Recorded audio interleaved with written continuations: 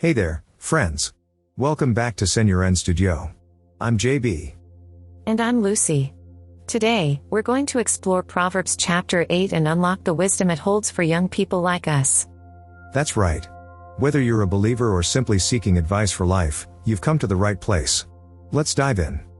So, the chapter starts with wisdom crying out and understanding raising her voice. This personification of wisdom is asking us to pay attention. Yeah. Wisdom is like that awesome friend who's always got your back, standing at the crossroads, ready to guide you. And who wouldn't want a friend like that?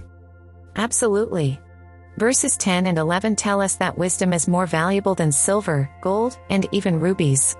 It's pretty clear that the Bible places a high value on wisdom. Let's not forget verse 12. It says wisdom lives with prudence and helps us discover knowledge of witty inventions. Talk about leveling up our life skills. One of the key messages in this chapter is the fear of the Lord mentioned in verse 13. Now, JB, what do you think that means? Great question, Lucy. The fear of the Lord isn't about being terrified, it's about respecting and honoring God.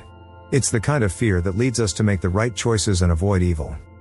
Verses 22 to 31 describe wisdom's role in creation.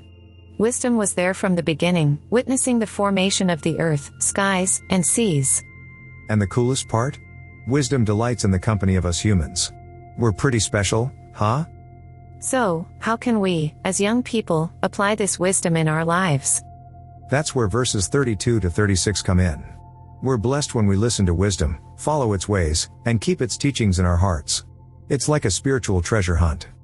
We hope you enjoyed our journey through Proverbs chapter 8 today. Remember, wisdom is always there for you, waiting to guide you on your path. If you like this video, give it a thumbs up and share it with your friends.